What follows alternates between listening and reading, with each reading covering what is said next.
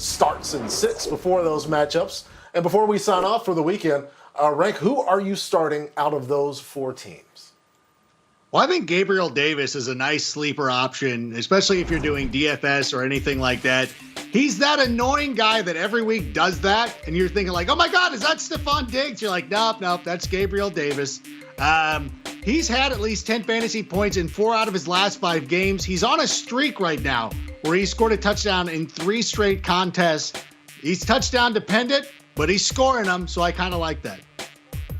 I like it, Rank. I'm going to go with Davis's quarterback, Josh Allen. I've gotten some questions like, oh, should I sit him against the Denver Broncos? No, you wouldn't sit any of your other top 5 quarterbacks against him. That's what Josh Allen is this year. And what I like most about Allen is he comes with a safe floor. He has 1 game this year with fewer than 15 fantasy points, but he also comes with a high ceiling. He has 27 or more in 3 of his last 5, including a couple of 30-point games. So definitely start Josh Allen tomorrow.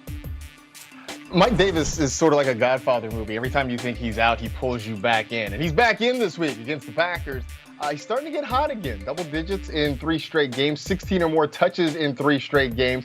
And the Packers have been average at best against fantasy running backs over the past month or so. Look for Davis to get a pretty heavy workload. And as long as this game stays fairly close, Davis should get some pretty productive touches. Well, I've got an offer people can't refuse. What about going with Largesome Rob himself, Bob Tunyon against the Panthers? You know the last time Rob didn't have 13 points in a game? That was back in week 10.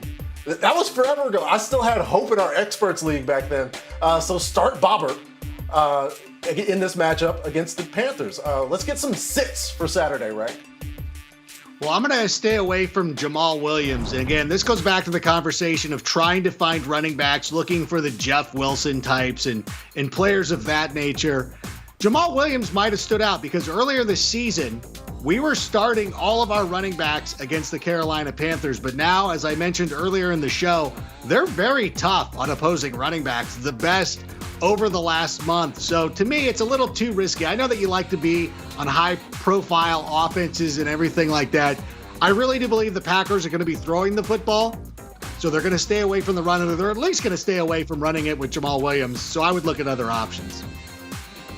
Yeah, I would also look for other options. Outside of the Bills running backs, I'm saying sit both of them. On the season, they're combined for 16 fantasy points per game. That is so bad. They have 4 rushing touchdowns this season.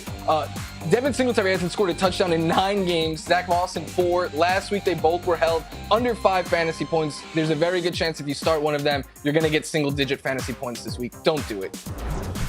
I'm staying with the running back theme, and I'm warning you against starting Melvin Gordon if you have the option, which is really unfortunate because his name made it into the promo that Patrick read at the start of this block. Don't let that prevent you, though, from watching the Bills and the Broncos on NFL Network on Saturday. But as for Melvin Gordon, he's averaging fewer than 10 fantasy points per game since week 8. And the Bills, because they've been scoring so much, opponents have been more pass-heavy against them in 2020, which means the opportunities for Gordon to get the ball in his hands might be lessened if it turns into Drew Lock having to throw to keep up with Josh Allen and that Bills offense. For me, Curtis Samuel's a speedster. He's got hamstring issues this week. It's a short week as well. He's currently listed as questionable. If he plays, I think he will.